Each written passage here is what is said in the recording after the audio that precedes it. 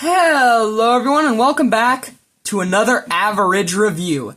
This is a very special review because it's one I'm making mainly for my dad, who bought this Marvel Legends 85th anniversary Odin. He's lending it to me to make this video, and so let's start off right here with the packaging. It's in the very nice new Marvel Legends 85th anniversary packaging. You can see we've got art of Odin on the sides, and a better image of that art on the back, along with actual credit of who made the art, which is Ryan Stegman. I actually really like that. We can see a small little bio for Odin, and of course on the front, we have a nice window showing everything you get and the figure itself, along with the character's name, Odin, right there. I already went over this styling of box in my Cabal 3-pack review, but honestly, one of my favorite Marvel Legends packaging styles. And it reminds me a lot of the Marvel Legends 80th anniversary packaging. Fitting, since the only packaging I have for that line is for Odin's son, Thor Odinson. But hey, let's get on to the figure, because, well, that's probably the most exciting part of this review. Alright, getting him out of the box, and wow. There's gonna be a lot to discuss here, so let's start off with the head, since that's one of the most important parts of this figure.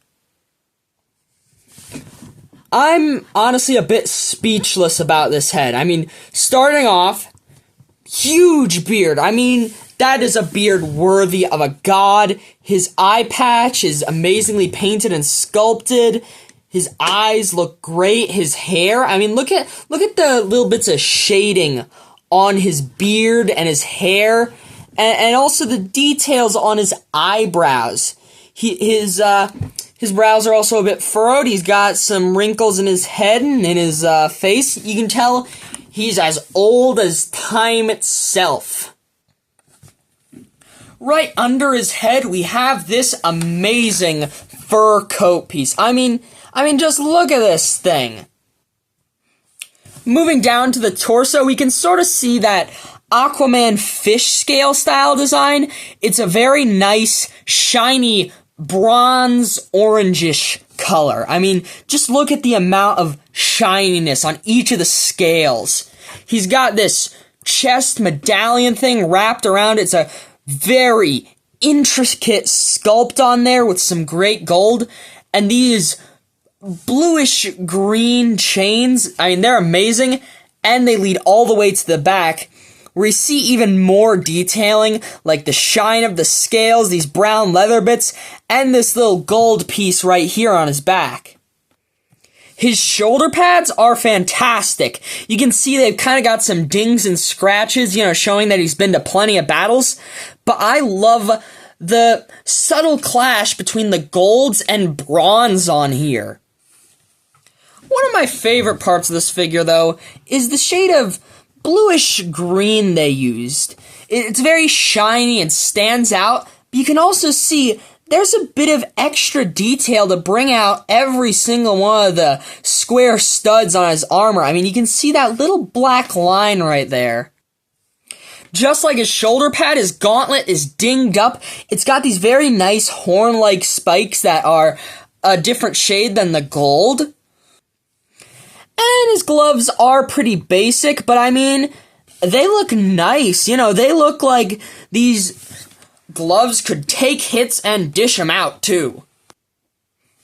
Moving down, and there is not enough I could say about the sculpting and paintwork of this tunic. You can see how much the golds and bronzes pop against the brown leather, and that's to say nothing of this sculpt work right here and down here. I mean, look at that.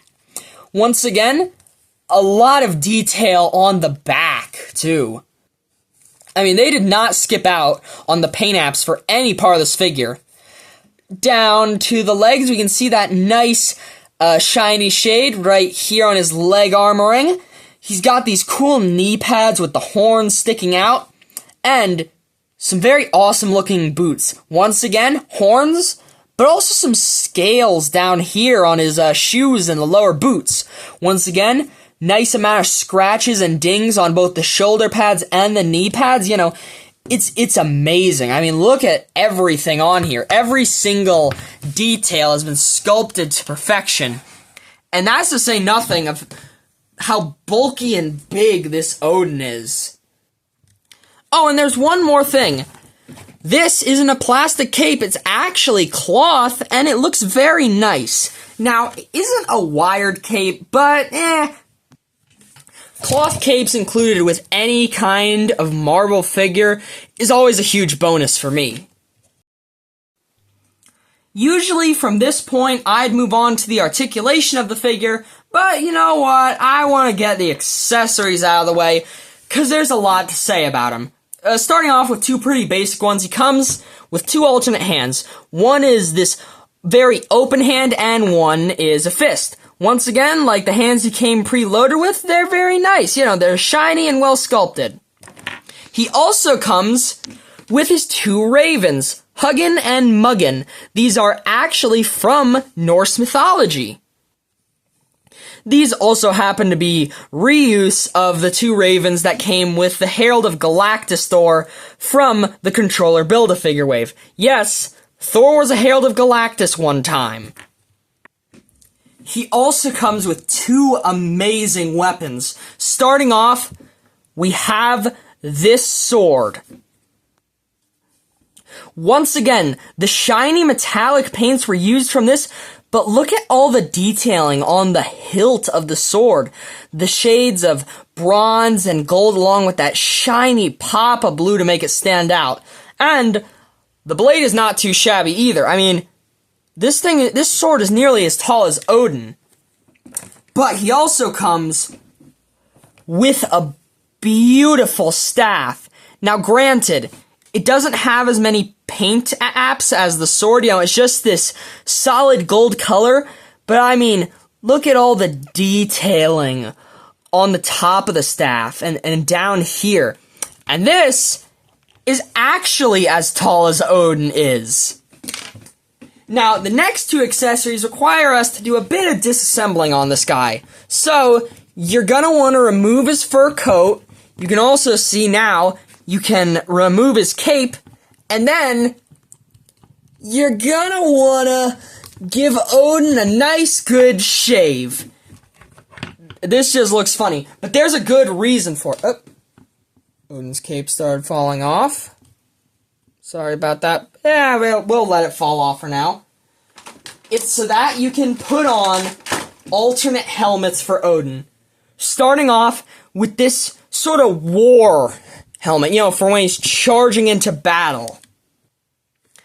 I decided to only put the fur coat back on for this, but I mean, look at this helmet. The amount of details in these giant horns, along with all the paint applications on these gold parts and these brown parts. I mean, just look at all the detailing running around the helmet. This is a helmet worthy of the Allfather to wear into battle. Also, here's him with his helmet and sword. But the best look for Odin might just be this ceremony helmet. I mean, look at the detail right around there, and it's still got the horned look that the other one had, while also keeping the hair flowing back too. I mean, this is just beautiful, especially when combined with his regal staff. Alright, now let's move on to the articulation, where Odin's gonna be a bit limited by his, well, everything. I've gone with the war helmet look for this section, since it's probably gonna help him get a little bit more range in the head. His head's on a dumbbell joint, and he can look up this far. Can't really look down, but he kinda gets side to side, and a really great amount of tilt. His arms can spin around and raise 90 degrees. He's got bicep swivel and single jointed elbows that also get a bit of swivel. Now, both sets of hands can spin around, but the accessory holding hands hinge up and down, but The fist and open alternate hands hinge side to side instead.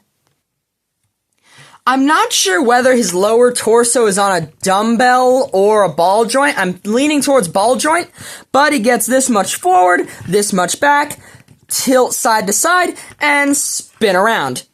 He has ball jointed hips that can kick fairly far because there's some slits in his tunic, and get a very decent split. He's got a thigh cut, which allows for some great swivel. Double jointed knees with about a 90-degree bend, and feet that can hinge backwards, forwards, and pivot side to side. I've said this Odin is big, but why not show how big he is? Starting off with the standard comparisons from Marvel Legends reviews on this channel, Renew Your Vows, Spider-Man, and Spinneret. But hey, we gotta show Odin with his son, Thor Odinson. The one on the left is from the Marvel 80th Anniversary line, and the one on the right is from the Thor and Destroyer 2-pack. Speaking of the Thor and Destroyer 2-pack, here he is with the Destroyer from that 2-pack. This Destroyer might actually be one of my favorite recent Marvel Legends, but I don't know, this Odin is a close contender. Although, speaking of Thor and the Destroyer, let's bring out Loki. This is specifically the retro-carded comic version. Although, for a comparison with a fellow, very big character, we have the Incredible Hulk. The left is from the Toy Biz Face Off 2-pack, and the right is from the Hasbro 20th Anniversary of Marvel Legends line. Although, for the biggest guy, we gotta bring out the Toy Biz Marvel Legends Galactus Build-A-Figure. I'm a better father to Thor than you, hey father. Also, here's Odin with that little tiny 4-inch Marvel Universe Thor I brought out for that joke. Doesn't really scale, but hey, if you were wondering. For two heroes that are very similar to Thor, but still fantastic in their own right, though, here we have Beta Ray Bill on the left and Hercules on the right. I would really love for Hasbro to use some of the parts, mainly the head and hands, of course, to make a new classic Beta Ray Bill, while also borrowing parts from, of course, the 80th Anniversary Thor. That would be spectacular. And finally, as is tradition, here's Odin with Hit Monkey and Goliath. Now, this Odin is fantastic. One of the best Marvel Legends sculpts and paintworks I've ever seen, along with a load of accessories. All of this new tooling and parts comes at a cost, though. This Odin will cost you about $60, which is a load of money, especially for a single figure. Although, like I said, this figure's got a lot of value and a lot of fantastic sculpting and paintwork. They also released a new Hulkbuster for the same price, and I don't feel like that's as worth it as this Odin. If you're desperate for an Odin figure, though, there was a Build-A-Figure released a while ago, and there's the MCU version, which I think goes for around $20 nowadays. Still, though, this is probably one of the best Marvel Legends of the new year. And that is really saying something considering some of the releases we've gotten. And so, taking off 1 point for the really high price and lacking articulation in some areas, I'm giving this Odin a 9 out of 10. If you're just a big Thor fan, or even just a regular Marvel Legends collector who wants to add a big, bulky, fantastic-looking Odin figure to your collection, well, I'd definitely recommend this guy. All in all, though, remember to have a good day, 'cause you deserve it.